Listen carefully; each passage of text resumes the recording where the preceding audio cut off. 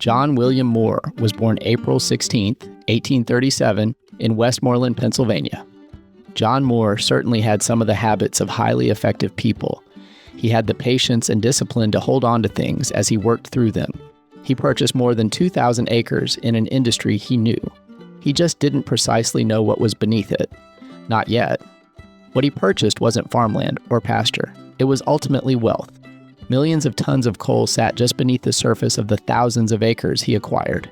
Coal, deep, dark, and ready to feed the furnaces of the Industrial Revolution. The land would make him rich. The coke operations he built on it would make him powerful. And the money he left behind would one day become the estate at the heart of this entire story. Before the wills, before the adoptions, before the courtroom fights, there was the coal. Western Pennsylvania in the mid-1800s was a frontier of industry. The railroad was expanding, the steel industry was exploding, and coal, especially Connellsville region coke, was the fuel that made everything possible. John Moore wasn't just another operator, he was one of the independent coke kings. He built or held interest in Summit, Redstone, Mammoth, Wynne, and other small but lucrative coke works throughout Greensburg, Westmoreland County, and beyond. But the crown jewel was Mammoth Coke Works, a massive facility producing coke for foundries and steel mills throughout Pennsylvania. This wasn't modest money. It was serious wealth, multi-generational wealth. All that money, all those assets, all that industrial power would eventually flow to Irene Moore, along with her mother, who never remarried, as well as her brothers and sisters. John Moore received his early education in the common schools in Elders Ridge Academy. He took business courses at Iron City Commercial College and graduated in 1856. Early in life, he was extensively engaged in stack dealing across Westmoreland, Fayette, and Greene counties. Stack dealing in Pennsylvania. Coke production had nothing to do with cards or gambling. A coke stack refers to the tall oven structures used to convert coal into coke, the fuel that powered steel mills and railroads. Controlling stacks meant controlling output, and output meant money. During the industrial boom, men who could secure, purchase, or operate coke stacks gained leverage over steel buyers. They could decide who received product, at what price, and in what volume. Many deals were made not just on coal itself, but on rights to future production coming out of those stacks. When steel demand surged, the people who controlled stack output held the winning hand. John Moore attempted to retire from business in 1873 at age 39. He certainly could have, but ever the entrepreneur and likely buoyed by his early success, he continued investing in the coke industry. It's hard to walk away. He then formed a partnership with James Cochran, Solomon Keister, and James Hurst to manufacture coke at Summit Coke Works near Broad Ford, Fayette County, Pennsylvania. After 6 years in operation, he withdrew from this firm, purchased the Redstone Coke plant 3 miles south of Uniontown, and engaged in business with his brother, P.H. Moore, and Colonel J.S. Schoonmaker. 4 years later, in 1877, John Moore withdrew from this partnership to go it alone. He bought 2,000 acres of coal land in Mount Pleasant Township in 1879, where he built the Mammoth Coke Works and put more than 600 coke ovens into operation. In 1882, Irene Moore was born. John was 44 and his wife was 41. He upped the ante with his purchase of the Wynne Coke Works near Uniontown. Then in 1889, on August 23rd, he sold his entire operation to the H.C. Frick Coke Company for a substantial sum.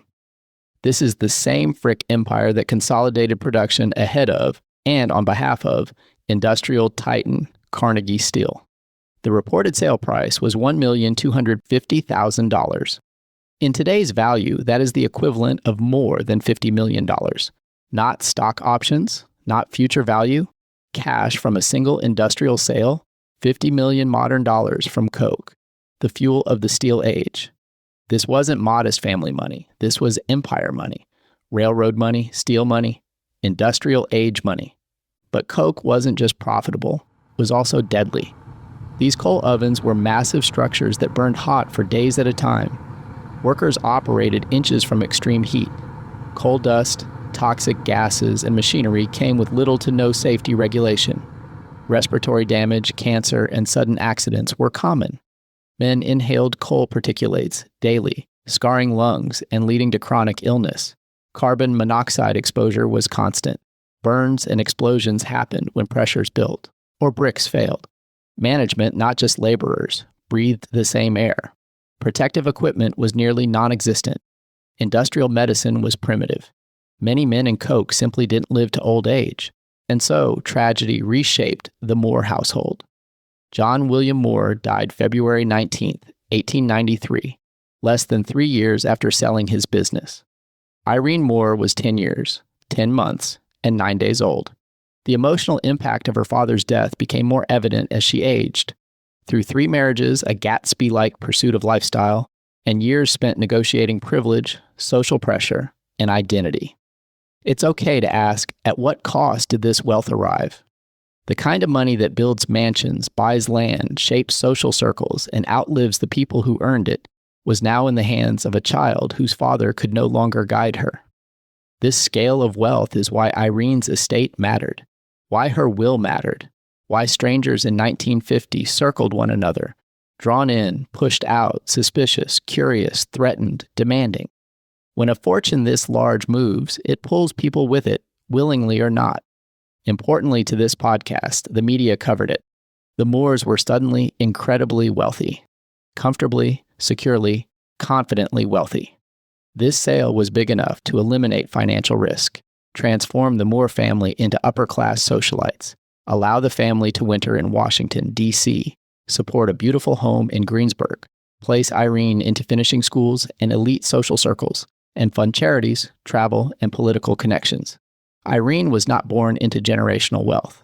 She was born into nouveau riche money, but by the time she had reached adulthood, it functioned like old money. A question remains.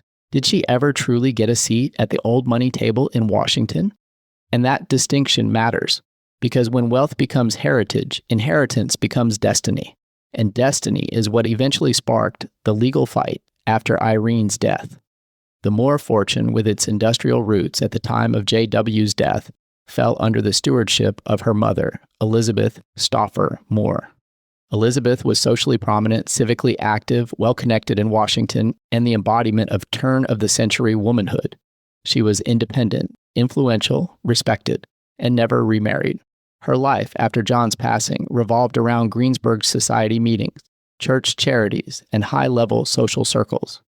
Accordingly, Irene grew up educated, cultured, well-traveled, surrounded by lawyers, bankers, judges, military officers, and political families. She knew her fortune and accepted her responsibility, if not her place in the world. Both women would come to live in a world that was privileged but pressured in the idiosyncratic ways that society expected and demanded of widowed women then and even now.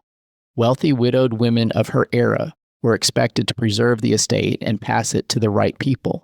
These were the key lessons Elizabeth Stauffer Moore also taught her daughter, which leads to one of our key questions later. Why did Irene Moore Lyon remove Dr. James Lyon from her will?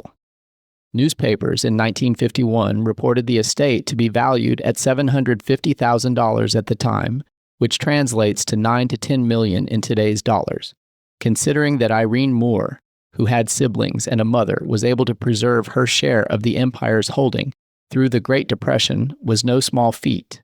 To understand the decision about the change in the will, we will want to connect Irene to her husband's and understand all the forces, whether they be emotional, financial, and social, that shaped her adulthood. By the time she was 31, Irene was wealthy, unmarried for a time, and socially visible, a pattern she was familiar with based on what happened in her childhood to her mother.